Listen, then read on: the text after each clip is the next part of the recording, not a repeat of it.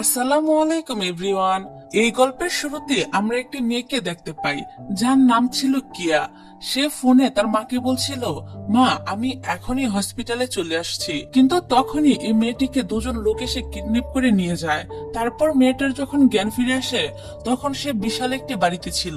সেখানে অনেক হ্যান্ডসাম একটা ছেলে আসে যার নাম ছিল ফাহিম। এখানে ফাহিম এসে কিয়ার কলার ধরে বলে, তোমাকে আমি 5 দিন আগেই মেসেজ করেছিলাম আমাদের বিয়েটা ভেঙে দেওয়ার জন্য, কিন্তু তুমি এখনো বিয়েটা ভাঙনি কেন? কিয়া বলে, কিসের বিয়ে? আমার তো বিয়ে ঠিক হয়নি। তাছাড়া আমি তো ওই মেসেজ দেখে ভেবেছিলাম হয়তো কেউ আমার সাথে প্র্যাঙ্ক করছে। ফাহিম বলে, এখন আমি তোমাকে আরো একদিন সময় দিচ্ছি। এই একদিনের মধ্যে যদি তুমি আমাদের বিয়েটা ভাঙতে না পারো। এই বলে সে কিয়ার শরীরে হাত বুলিয়ে বলে, বুঝতেই তো পারছো এরপর আমি কি করব। এসব দেখে কিয়া তো তখন অনেক ভয় পেয়ে যায় আর বলে, আমি আজকের মধ্যেই বিয়ে ভেঙে দিব। এই বলে সে কোনো রকমে দৌড়ে ওই বাড়ি থেকে বের হয়ে সোজা হসপিটালে তার মায়ের কাছে চলে আসে। এখানে এসে কেয়া তার মাকে বিয়ের বিষয়ে জিজ্ঞাসা করলে তার মা জানায় যে অনেক বড় লোক একজন কেয়াকে তার ছেলের জন্য পছন্দ করেছে, যার বিনিময়ে তার মা 20 মিলিয়ন টাকা পেয়েছে। আসলে তারা অনেক গরিব ছিল, তার উপর কেয়ার ভাই ছিল কুমাতে। এই কারণে তাদের এখন অনেক টাকার প্রয়োজন ছিল। কিন্তু তারপরও কেয়া তার মাকে বলে, এভাবে অচেনা কাউকে আমি কিভাবে বিয়ে করব। এটা শুনে তার মা কান্নাকাটি করে তাকে ইমোশনালি ব্ল্যাকমেল করে, যার ফলে কেয়া বাধ্য হয়ে আবারও ফাহিমের বাসায় ফিরে আসে আর বললে সে বিয়েটা ভাঙতে পারেনি। এই কথা শুনে ফাহিম বলে, আমি তোমাদের মতো মেয়েদের নাটক ভালো করেই জানি। তুমি তো শুধুমাত্র টাকার জন্য বিয়েটা করতে চাইছো, তাই না? কেয়া বলে, না, আমি একদমই টাকার জন্য বিয়ে করতে চাই না। আর এটা যদি আপনার বিশ্বাস না হয় তাহলে আমি অগ্রিম ডিভোর্স পেপারে সাইন করে দিতে পারি। কিন্তু ফাহিম কেয়ার একটা কথাও বিশ্বাস করে না।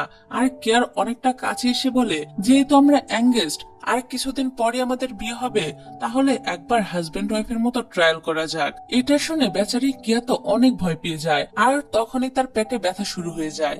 ফাহিম তখন তার কপালে হাত দিয়ে বলে, আমার সাথে চলো। তারপর সে কিয়াকে একটি জায়গায় বসিয়ে দুধ দিয়ে বলে, অ্যাক্টিং তো ভালোই করতে পারো।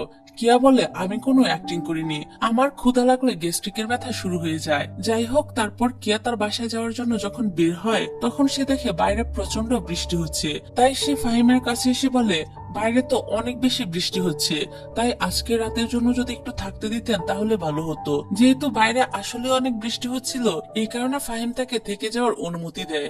তারপর রাতের বেলা ফাহিম ড্রিঙ্কস করে কিয়ার কাছে আসে আর জোর জবস্তি করে তার ক্লোজ হওয়ার চেষ্টা করে। ঠিক তখনই কিয়া চিৎকার করে ঘুম থেকে উঠে দেখে আসলে সে এতক্ষণ ধরে স্বপ্ন দেখছিল। তবে ফাহিম বাস্তবেও ড্রিঙ্ক করে কিয়ার কাছে আসে। তবে এখানে এসে সে বাজে কিছু করে না, বরং কেয়ার কোলে মাথা রেখে ঘুমিয়ে পড়ে। কিয়া তাকে বারবার ওঠানোর চেষ্টা করে কিন্তু উঠাতে পারে না। আর এভাবে সকালবেলা যখন ফাহিমের ঘুম ভাঙে তখন সে দেখতে পায় সে কেয়ার কোলে মাথা দিয়ে ঘুমিয়েছিল।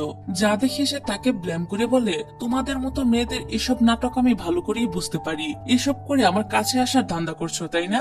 যাই হোক, এর পরের সিনে দেখা যায় ফাহিমের বাবা তাকে ফোন করে বলে, আমি শুনলাম গতকাল রাতে নাকি তোমরা একসাথে ছিলে, তাহলে আর দেরি কেন? 15 দিনের মধ্যে আমি বিয়ের ডেট ঠিক করছি। এদিকে কিয়া আবার একটি রেস্টুরেন্টে পার্ট টাইম জব করতো, এই কারণে সে রেস্টুরেন্টে চলে আসে।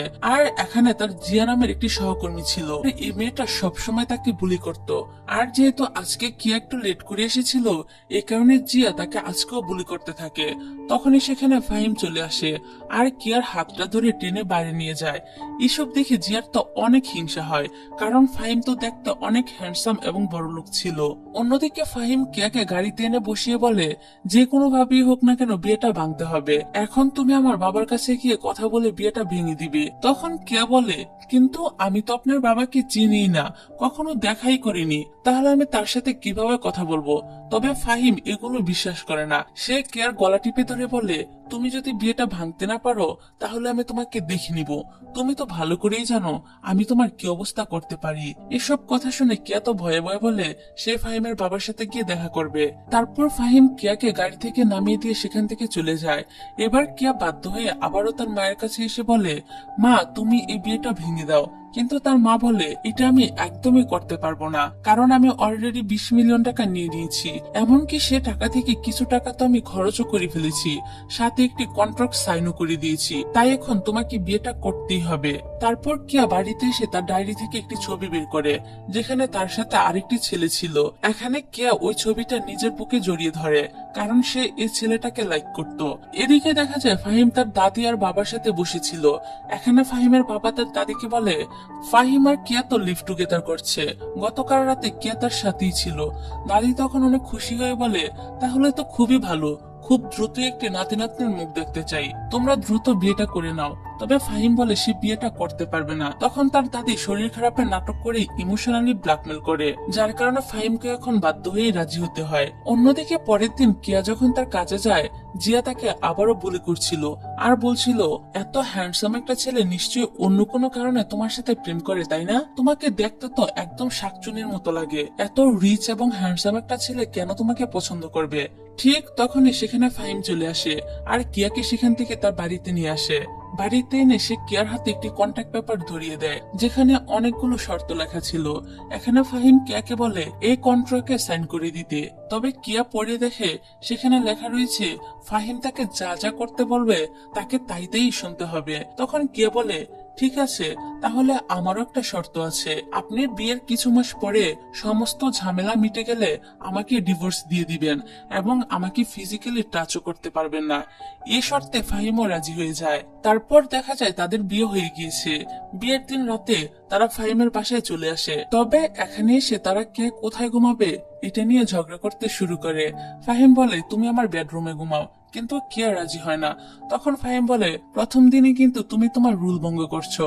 আর এখন সে যেহেতু কন্ট্রাক্টে সাইন করেছিল, তাই কিয়া ফাহিমের সব কথা মেনে নেয়। রাতের বেলা ফাহিম যখন রুমে আসে, কিয়া বলে, আমি কিন্তু শর্ত দিয়েছিলাম তুমি আমাকে টাচ করতে পারবে না। ফাহিম বলে, আমি তোমাকে আবার টাচ করলাম কোথায়? যাই হোক, এভাবে রাতটা বের হয়। তার পরের দিন সকালে কিয়া তার রেস্টুরেন্টের উদ্দেশ্যে বের হচ্ছিল। তখন ফাহিম বলে, আজকের পর থেকে আমি তোমাকে দিয়ে আসবো, এমনকি আসার সময় নিয়েও আসবো। কেয়া তর্ক করার চেষ্টা করলেও লাভ হয় না, যেহেতু কন্ট্রাক্টে সে সাইন করেছিল যে ফাহিমের সব কথা শুনবে, তাই তাকে সবকিছুই মেনে নিতে হয়। তারপর রাতের বেলা ফাহিম কিয়াকে নিয়ে তার বাবার সাথে দেখা করতে আসে। এখানে কিয়া তার শ্বশুরকে সালাম করলে তিনি কিয়াকে 3 মিলিয়ন টাকা সালামি দেয়। বাইরে বাই, এটা দেখে আমার তো এখনই বিয়ে করে সবাইকে সালাম করতে ইচ্ছে করছে। যাই হোক, তখনই সেখানে ফাহিমের বোন আসে আর কিয়াকে বলে, তোমার আর ভাইয়ের পরিচয় কতদিনের? কিয়া বলে 15 দিনের। এটা শুনে ফাহিমের বোন কিয়াকে অপমান করে বলে, মাত্র 15 দিনের মধ্যে ভাইয়ার মাথাটা তুমি এমন ভাবে খেয়ে ফেলেছো যে ভাইয়া তোমাকে বিয়ে করে ফেলেছে। এদিকে ফাহিম তো তার বোনের এমন কথা শুনে অনেক রেগে যায় আর কিয়াকে নিয়ে এখান থেকে চলে যেতে চায়। কিন্তু ফাহিমের বোন তাদের পথ আটকিয়ে ফাহিমকে বলে, ভাইয়া তুমি তো ভালো করেই জানো যে সে তোমাকে টাকার জন্য বিয়ে করেছে, তাছাড়া ভাবি তোমার ফ্যামিলি কি করে? আসলে সে তো ভালো করেই জানতো যে কিয়ার ফ্যামিলি গরিব, তাই সে কিয়াকে অপমান করার জন্যই একের পর এক এসব প্রশ্ন করছিল। যা দেখে ফাহিমের বাবা এসে তার বোনকে কষিয়ে একটি থাপ্পড় মারে, যার জন্য ফাহিমের বোন অনেক রেগে কিয়াকে ধাক্কা মেরে ফেলে দিয়ে সেখান থেকে চলে যায়। এদিকে কিয়া পড়ে গিয়ে তার পায়ে অনেক ব্যথা পায়, যার জন্য ফাহিম তাকে কোলে নিয়ে বাসায় ফিরে আসে, এমনকি সে তার পায়ে ওষুধও লাগিয়ে দেয়। এখানে কিয়া ফাহিমকে জিজ্ঞাসা করে সে এমন রেগে আছে কেন। ফাহিম তখন কিয়াকে বলে, তুমি আমার জিনিস, আর আমার জিনিসকে শুধুমাত্র আমিই বুলি করব, অন্য কেউ বুলি করবে সেটা আমি সহ্য করব না। তারপর রাতের বেলা কিয়া যখন ঘুম থেকে পানি খেতে ওঠে, তখন সে দেখতে পায় ফাহিম তার রুমের সামনে দাঁড়িয়ে দেয়ালের সাথে মাথা ঠোকাচ্ছে। এসব দেখে কিয়া তো কিছুই বুঝতে পারছিল না যে ফাহিম এখানে এসব কেন করছে। তবে আস্তে আস্তে সে ফাহিমের কাছে এসে দেখে ফাহিম আসলে এখানে দাঁড়িয়ে দাঁড়িয়ে এভাবে ঘুমাচ্ছিল। তাই কিয়া ফাহিমকে নিয়ে নিজের রুমে চলে যায়। তবে তখনই ফাহিমের ঘুমটা ভেঙে যায়। তাই সে কিয়াকে বলে, তুমি আমাকে তোমার রুমে কেন নিয়ে আসলে? আমার সাথে কি করতে চাও? এই বলে সে তো জোর করে কিয়ার কাছাকাছি আসার চেষ্টা করে। এই জন্য কিয়া তার গলায় একটি কামড় বসিয়ে দেয়, যার জন্য ফাহিম তাড়াতাড়ি করে উঠে দাঁড়িয়ে বলে, তুমি আমাকে তোমার রুমে নিয়ে আসলে আর এখন আবার তুমি নিজে আমাকে আঘাত করছো? এই বলে সে এখান থেকে বের হয়ে যায়। তবে এখানে কিয়ার কাছে ফাহিমকে তেমন একটা সুবিধার মনে হয় না। এই কারণে পরদিন সকালেই সে লাগেজ নিয়ে এখান থেকে পালিয়ে যাওয়ার চেষ্টা করে, কিন্তু রুম থেকে বের হয়েই সে দেখে ফাহিম এখনো বাসায় বসে আছে। আসলে কিয়া ভেবেছিল ফাহিম হয়তো অফিসে চলে গিয়েছে। এখানে ফাহিম কিয়াকে বলে, তুমি এরকম চোরের মতো লাগেজ নিয়ে কোথায় যাচ্ছ? আর দেখো, কালকে রাতে তুমি আমার গলার কি অবস্থা করেছো। কেয়া তখন চুপ করে বসে থাকে। তারপর ফাহিম বলে, তুমি আমার অনুমতি ছাড়া ঘর থেকে এক পা বের হওয়ার চেষ্টা করবে না। এই বলে সে অফিসের উদ্দেশ্যে বের হয়ে যায়। এদিকে ফাহিম বের হয়ে যাওয়ার পরই তাদের ঘরে একটি পার্সেল আসে। কেয়া যখন ওই পার্সেলটা খোলে তখন সে একটি মেয়ের ছবি দেখতে পায়। এমনকি ছবির পিছনে একটা নোটও লেখা ছিল, যা দেখে কেয়া বুঝতে পারে এই পার্সেলটা কোনো একটা মেয়ে ফাহিমের কাছে পাঠিয়েছে। এসব দেখে সে অনেকটাই জেলাস হয়। তখন জিয়া বরাবরের মতোই তাকে বুলি করছিল। তবে আর পরের সিনে আমরা জাহাজের মধ্যে ছোট্ট একটি বাচ্চাকে দেখতে পাই, আর এই বাচ্চাটাই ছিল ফাহিম। ছোটবেলা তাকে একটি লোক কিডন্যাপ করে জাহাজে নিয়ে যায়, আর সেখানে তার চারপাশে মাছ রাখা ছিল, যা দেখে ফাহিম তো অনেক ভয় পাচ্ছিল। আর তখন থেকে ফাহিম মাছ দেখলে অনেক বেশি ভয় পেত। যাই হোক, ঠিক তখনই সেখানে একটা লোক তার দিকে হেঁটে আসছিল, যা দেখে ফাহিম তো ভয়ে চিৎকার করে ঘুম থেকে উঠে পড়ে। অর্থাৎ অতীতগুলো ফাহিম আজকে স্বপ্নে দেখছিল। এদিকে ফাহিমের চিৎকার শুনে কেয়া তার পাশে এসে বসে। তখনই ফাহিম কেয়াকে বলে, তুমি এখানে কেন এসেছ? আমার রুমে আসার পারমিশন তোমাকে কে দিয়েছে? এটা বলে ফাহিম কেয়াকে বলে, আমি তোমাকে শাস্তি দিলাম, তুমি এখানে সারা রাত বসে থাকবে। আসলে ফাহিম অনেক ভয় পাচ্ছিল, তাই সে চাচ্ছিল কেয়া যেন তার পাশেই থাকে। এই কারণে সে শাস্তির বাহানা দিয়ে কেয়াকে তার পাশেই রাখে। তারপর কেয়া সেখানে বসে বসে ফাহিমের ঘুমন্ত চেহারার দিকে তাকিয়ে তাদের ভালো সময়গুলোর কথা মনে করছিল এবং নিজে নিজে মুচকি মুচকি হাসছিল, যা দেখে আমরা বুঝতে পারি কেয়া আস্তে আস্তে ফাহিমকে পছন্দ করতে শুরু করেছে। পরের দিন দেখা যায় কেয়া রান্না করছিল। তখনই দরজায় বেল বেজে উঠলে কেয়া দরজা খুলে দেখতে পায় একটা মেয়ে এসেছে। মেয়েটি সোজা তার বাড়িতে ঢুকে সোফায় গিয়ে বসে পড়ে।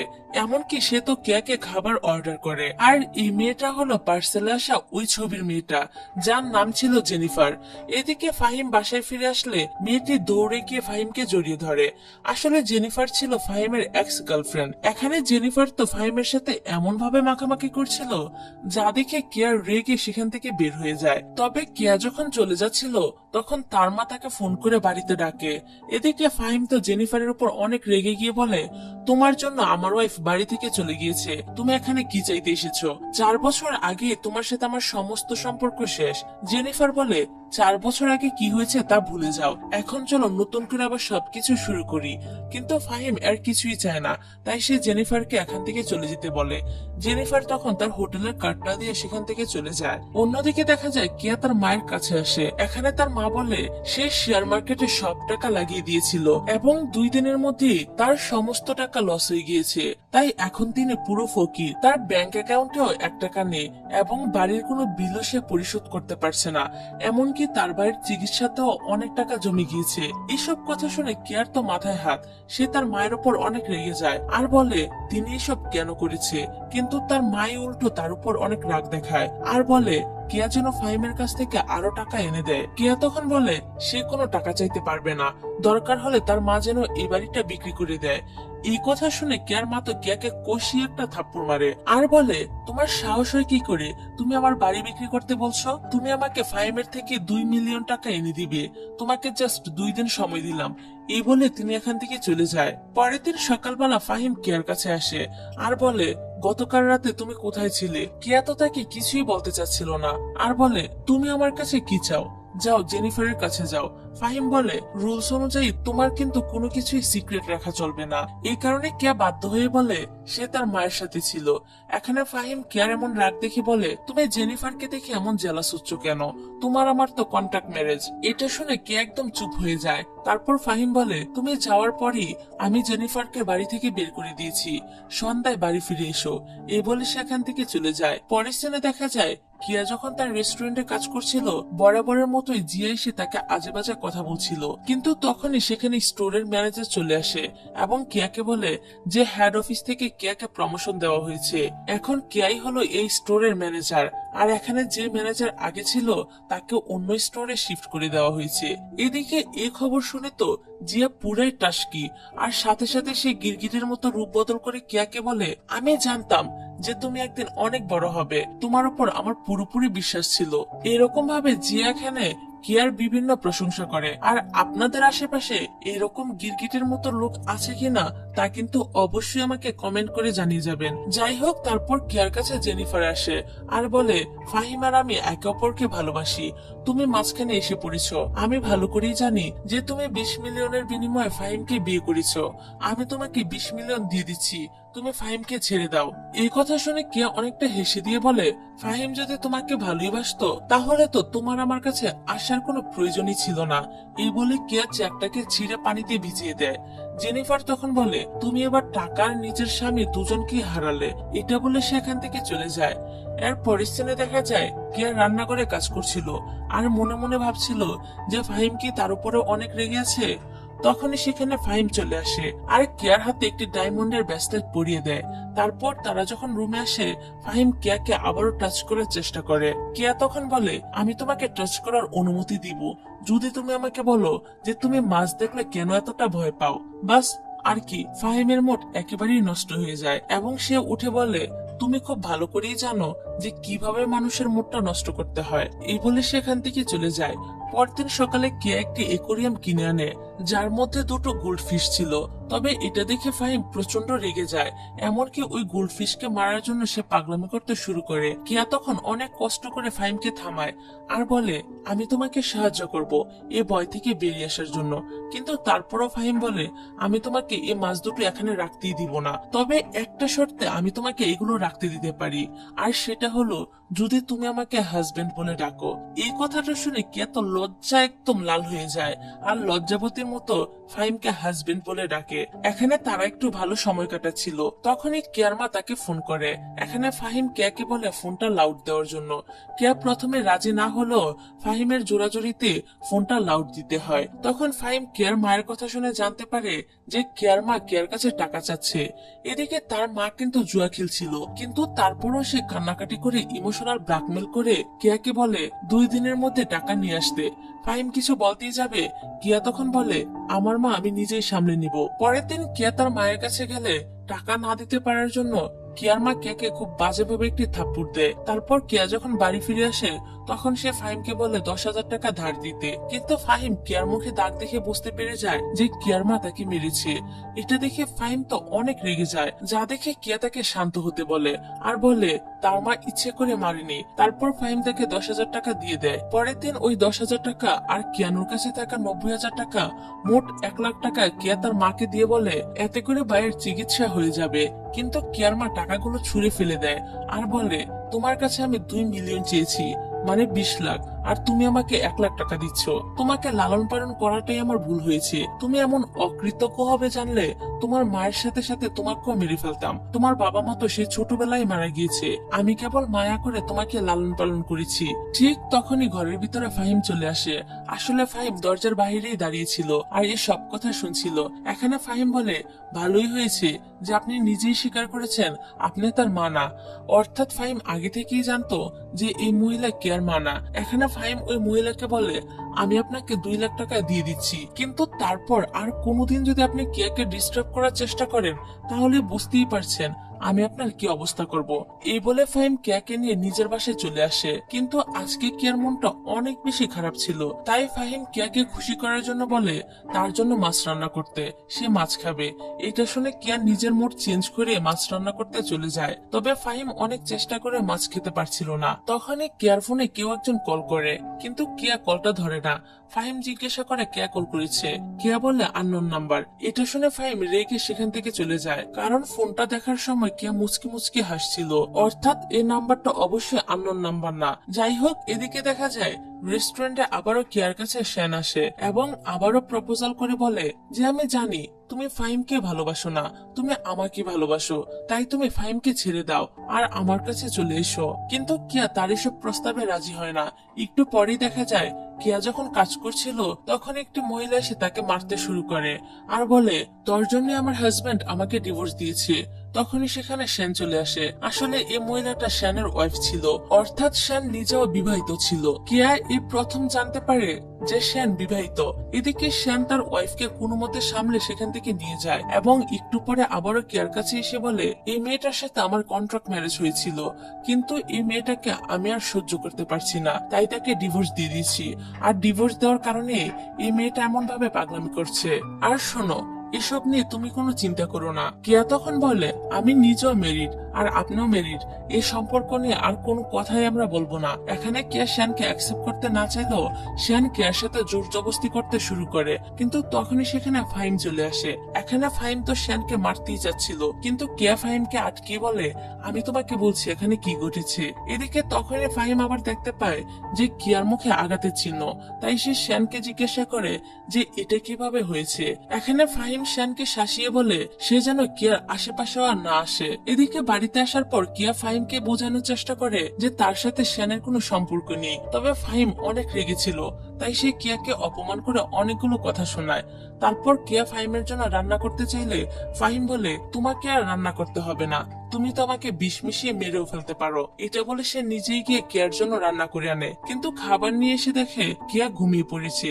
তাই সে কিয়াকে জাগিয়ে বলে, এই প্রথমবারের মতো আমি কারোর জন্য রান্না করেছি, দ্রুত খেয়ে নাও। কিন্তু কিয়া ঘুমের ঘরে বলে, আমি অনেক ক্লান্ত। এই বলে সে ফাহিমের বুকের উপরে ঘুমিয়ে পড়ে। পরের দিন শ্যানের ওয়াইফ দুজন লোককে নিয়ে রেস্টুরেন্টে চলে আসে এবং কিয়াকে বলে সে রান্নায় খারাপ জিনিস ব্যবহার করে আর লোকদের পাঠায় সার্চ করার জন্য। এখানে লোকরা সার্চ করে পচা ক্রিম পায়। তখনই ওই মহিলা কিয়াকে বলে যে এগুলোর মানে কি, কিন্তু তখনই সেখানে শ্যান চলে আসে আর তার ওয়াইফকে বুঝিয়ে সেখান থেকে পাঠিয়ে দেয়। এর পরের সিনে দেখা যায় কেয়ার শ্যান দুজনে সিসিটিভি ক্যামেরার ফুটেজ চেক করে বুঝতে পারে যে পচা ক্রিম স্টোরে জিয়া রেখেছে। তারপর জিয়াকে ধরে জিজ্ঞাসা করা হলে সে সবকিছু স্বীকার করে আর বলে সে শ্যানের ওয়াইফের কথা মতোই কিয়াকে ফাঁসানোর জন্য এসব কিছু করেছে। শ্যানের ওয়াইফ যখন ধরা পড়ে যায় তখন সে তার ওয়াইফকে বলে তাকে পুলিশের কাছে ধরিয়ে দেওয়া হবে। এটা শুনে শ্যানের ওয়াইফ হাসতে হাসতে বলে, তুমি কিছুই প্রমাণ করতে পারবে না। পরক্ষণে আবার তিনি শ্যানের হাতে পায়ে ধরে ক্ষমা চেয়ে বলে যে তার ভুল হয়ে গিয়েছে, শ্যান যেন তাকে ছেড়ে না যায়। আসলে শ্যানের ওয়াইফ কিছুটা সাইকো টাইপের ছিল। যাই হোক, এখানে শ্যান তার ওয়াইফকে বলে যে আমি তোমাকে সহ্য করতে করতে একদম বিরক্ত হয়ে গিয়েছি, তুমি এখান থেকে চলে যাও। তখন সে রেগে আবারও কিয়ার উপর আক্রমণ করতে যায়। এর পরের সিনে দেখা যায় শ্যান কিয়ার কাছে আবারও আসে আর কিয়াকে মানানোর চেষ্টা করে। এদিকে এই বিষয়টা একটা লোক ছবি তুলে জেনিফারের কাছে দিয়ে দেয়। আসলে জেনিফার কিয়াকে ফলো করার জন্য লোক ঠিক করেছিল। ছবি পেয়ে জেনিফার তো ওই ছবিটি ফাহিমকে পাঠিয়ে দেয়। এমনকি সে ফাহিমকে ফোন দিয়ে কিয়ার শ্যানকে নিয়ে অনেক বাজে বাজে কথা বলে। এসব শুনে ফাহিম তো রেগে আগুন হয়ে বসে থাকে। অন্যদিকে রেস্টুরেন্টের মধ্যে কিয়া শ্যানকে বারবার বোঝানোর চেষ্টা করছিল যে তাদের সম্পর্ক আর কোনোভাবেই সম্ভব না, কিন্তু শ্যান কিয়াকে বলে যে চলো আমরা এখান থেকে ফ্রান্সে চলে যাই। কিয়া জানায় যে সে শ্যানের সাথে কোথাও যেতে চায় না, তবে এরই মধ্যে সেখানে ফাহিম চলে আসে আর শ্যানের সাথে তর্কাতর্কি করে কিয়াকে নিয়ে সেখান থেকে বের হয়ে যায়। তবে এবার ফাহিম কিয়ার উপর অনেক রেগেছিল, তাই সে কিয়াকে অবিশ্বাস করছিল।